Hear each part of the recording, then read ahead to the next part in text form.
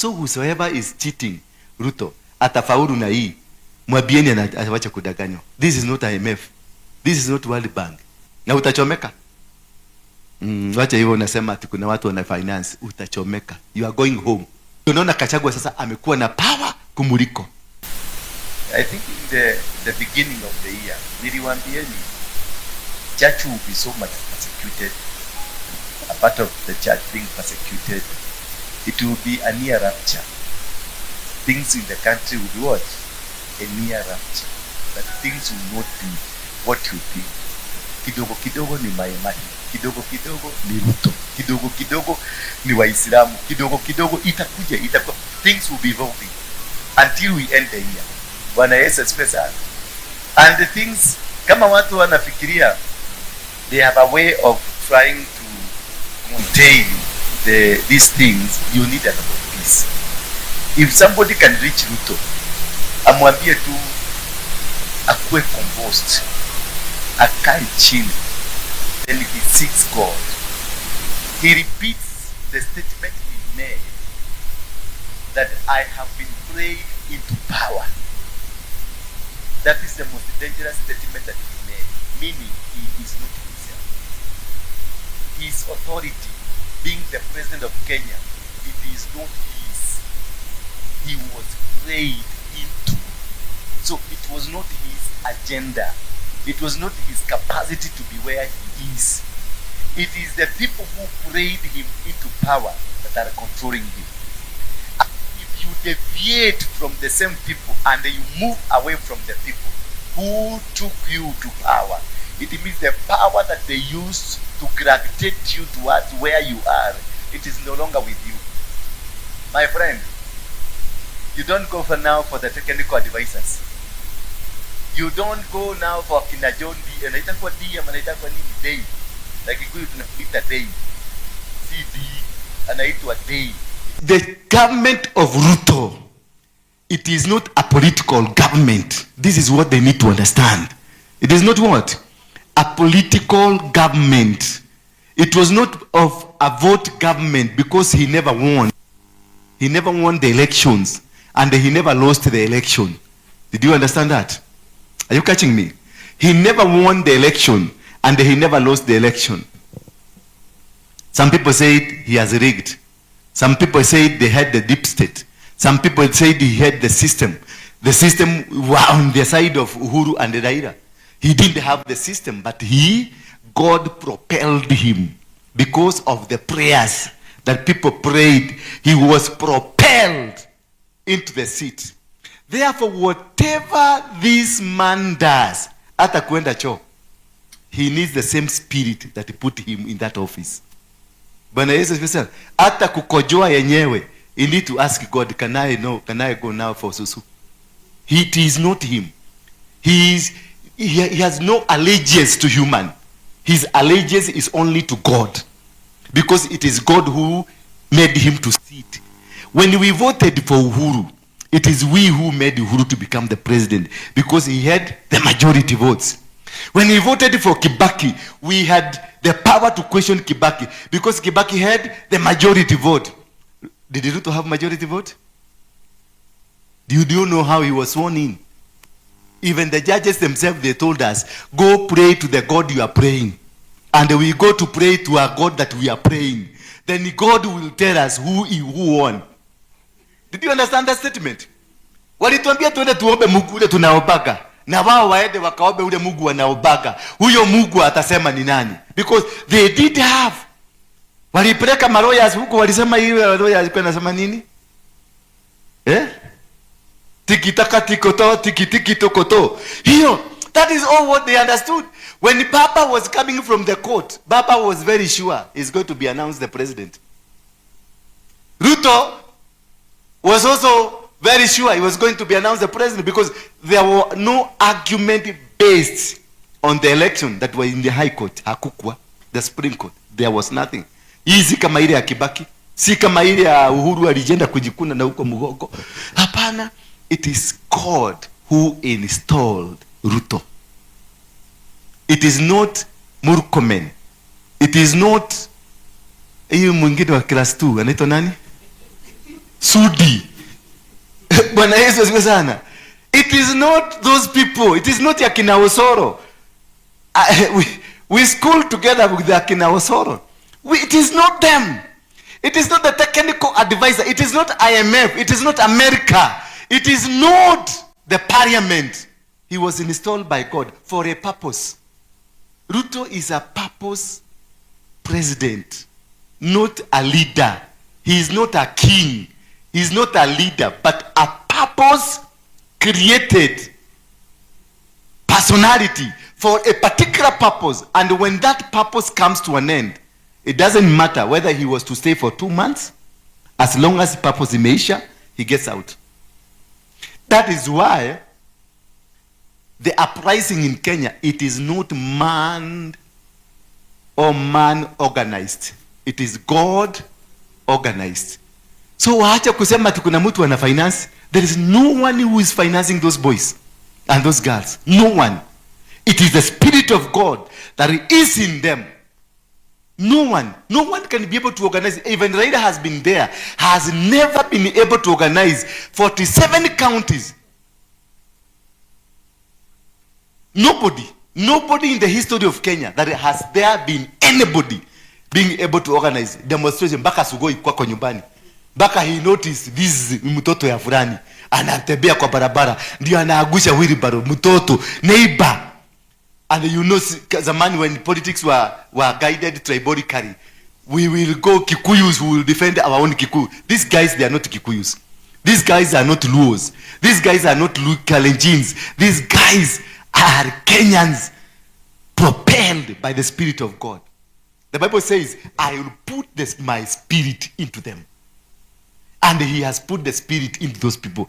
Blaming anybody, you are wasting your time, Mr. Ruto. Completely. Just go back to Karen.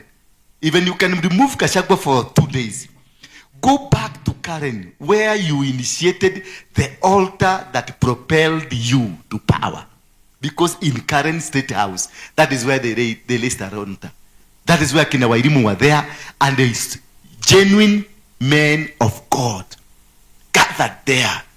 They had a fellowship, every day, morning fellowship, and it used to be led by Ruto himself. Morning Glory, fellowship, Karen State House. Ruto used to lead. And the Gachagua used to lead also.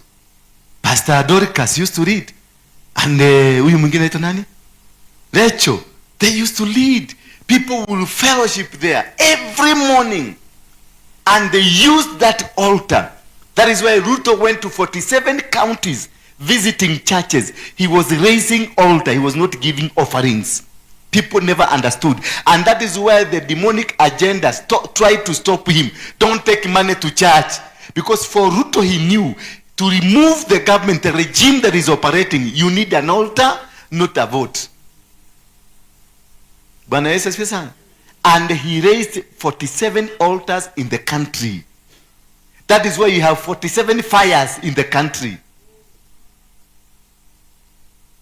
That is why Sugoi people are fighting him, because he enshrined them into the altar.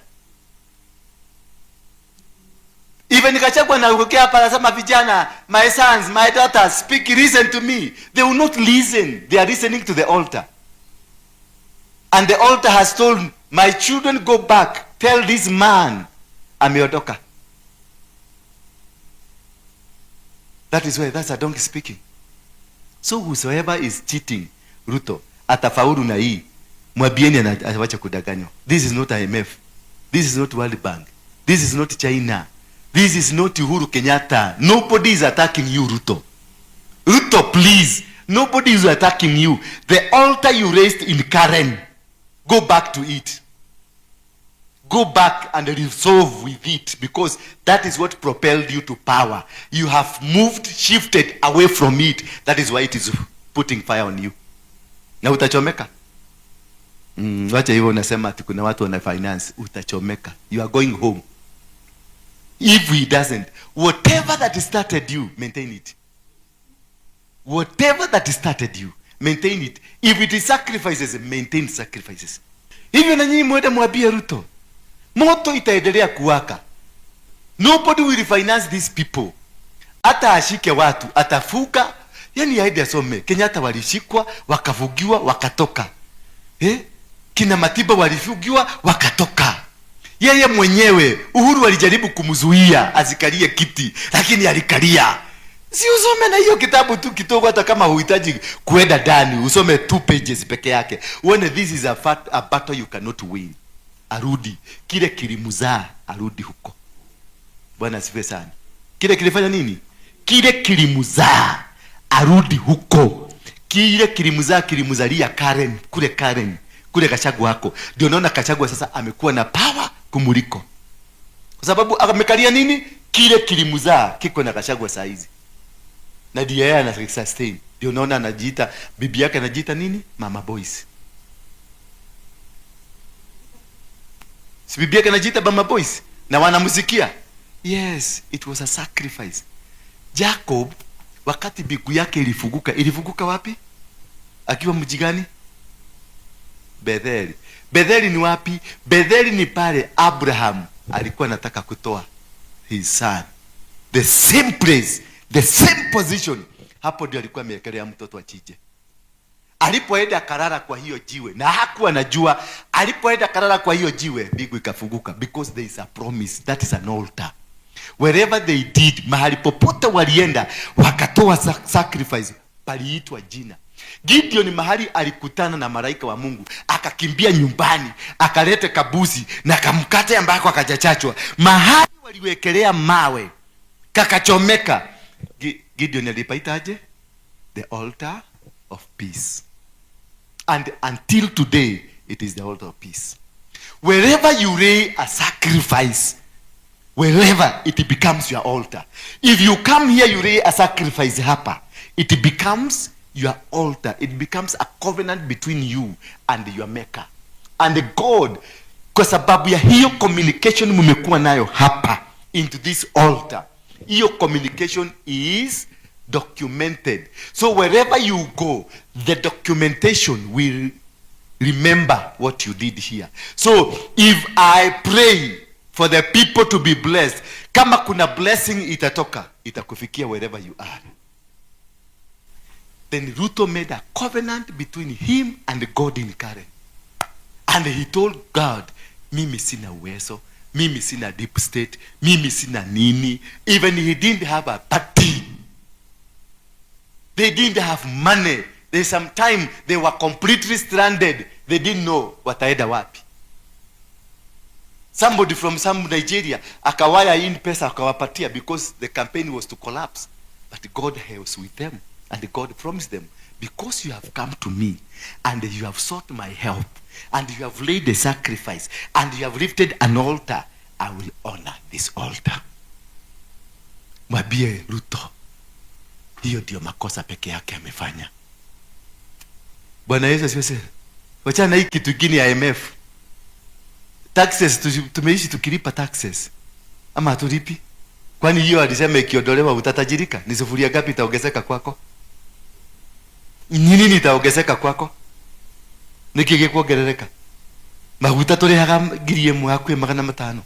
Kila kitu tunalipanga expensive, na tunanyaganywa na tunaibiwa. Si huyu mtu wa klasi tu anatembea na helicopter kutoka asubuhi mpaka jioni. Helicopter kutembea kutoka 1 hour ni 200,000. 1 hour to hire an helicopter 200,000. Na ameshida nayo kutoka asubuhi 12 hours. That is 2.4 million. Kama hiyo tu, wa Nigeria wako hapa wametukoni wash pesa. Wa Cameroon wako Kenya wametukoni. Ni nani? Moi alikuwa akaiba. Wengine wamekuwa wameiba, lakini Kenya hauwezi kuipora. You cannot. Hakuna nchi imeibiwa pesa mingi, ni Kenya. Zingine ziko New Jersey, zingine ziko Switzerland, zingine ziko wapi, lakini bado Kenya imesimama. Unasikia president anatembea na ndege ya kuhaya ya 200 million, na bado Kenya bado tumesimama, hatujaaguka. Kenya is rich. Nobody can take away Kenya. Na hatuna mafuta tunauza, hatuna nini, hakuna gorodi, hakuna, lakini Kenya is still standing. Edeni muibe hata na makazeni yenu, bado Kenya itasimama. Kenya, we have money enough. Kenya is a child of God. It is not a nation of God. Na mwana wa gaida thakagwo nake. Mwabieni huyo mse hivyo. Mwana wa gai nekio ararahurire ihe. Si Gen Z ni tupi. Yeah. Nani alilipa tupi? Utawezaje kulipa tupi Kisumu? Tunaruka Eldoret, tunaruka Kakamega, tunaruka Mombasa, tunaruka mpaka America tupi. My own son niliona kwa TV America. Wengine my daughter nilikutana naye hapa kwa street, akaniambia daddy go home. Sasa unakuja kusema ati kuna mtu ana sponsor. They are not sponsored. Nobody can sponsor such an army. It is an army of God. God told me he raised 52,000 of them, and he's going to raise 300,000 of them in the coming days, until arudi kwa madhabahu. Akirudi ile siku atarudi kwa madhabahu, afanye venye Mungu amemwambia afanye. That very day kila kitu itatulia. Otherwise Sugoi, na sasa Sugoi wamechoma, ataenda wapi? Na akitoka ije kule kumechomeka na huko ataego dieko. Bwana Yesu asifiwe sana.